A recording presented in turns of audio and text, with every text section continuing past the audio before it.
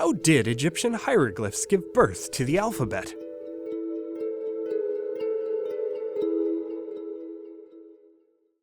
Even in these ancient times, Egyptian monuments have been sitting and weathering for thousands of years. On their great murals and pillars, you find rows of little pictures. Sorry, not pictures. Hieroglyphs. Sacred symbols. But despite appearances, this isn't some mysterious pharaonic picture writing. It's consonants. 1 consonant signs. 2 consonant signs. 3 consonant signs. A wall of consonants. Plus a sprinkle of logographs for determinatives. It's not that Egyptian was a harsh, vowelless desert of a tongue. It simply did not write its vowels. Imagine if you wrote this way. Would that work? And then imagine if you could add in logographs to make sure you really got your point across. Imagine you wrote like that and you're thinking with hieroglyphs. Too difficult? Fine. Off to the caves with you, where you toil away with ancient miners on the Sinai Peninsula. You and your fellow miners would find it handy to leave messages for one another, but there's no time for deep studies of rows of fancy hieroglyphs in here. You need to keep it simple if you want another major moments in the history of writing. Your characters look like scratchy, rushed version of those glamorous Egyptian symbols, but their meaning doesn't matter anymore. Nothing but consonants, and the same symbol for the same consonant every time.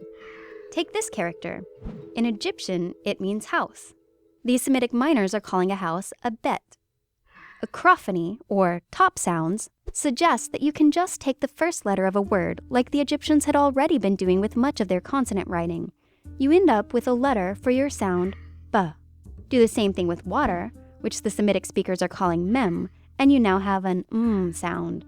With a couple dozen elegant simplifications, you create a simple, reliable list of consonants, an alphabet, and you've given generations of future children the joys of reciting their ABCs. Actually, at this point in history, they're ABGDs, sometimes called an Abjad or Abgad, because who needs that wishy-washy C when you can just use an S or a K? After a long, hard day of mining and etching, you turn to find that someone's been watching you this whole time. She's a trader, a Phoenician merchant who knows a good thing when she sees it. She's already made major cash in the paper business, where they turn tufty, stocky, swampy Egyptian papyrus into flat, inkable sheets of paper.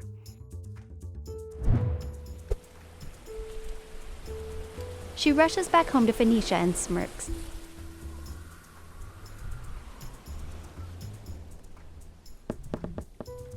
Think of the advantage she has, keeping track of whatever anyone else tells her just by remembering about as many characters as she has fingers and toes. Old kings can keep their obtuse hieroglyphs and their stone monuments. The future of the Mediterranean will belong to alphabets and paper. Writing is going portable. She uses this newfound alphabetic leverage to turn a huge profit across the entire Eastern Mediterranean, leaving people inspired to adopt and adapt her alphabet wherever she goes. All this, and she doesn't even write you a thank you card? How hard could it be? Writing is easier than ever. It feels universal, like writing's here to stay, for everyone. But there's a peculiar quirk that's easier to spot in hindsight. You and your mining crew were communicating in a Semitic language. Phoenician's a Semitic language. All of these friendly shades of the Phoenician alphabet were being used for languages that sounded similar and worked much the same way.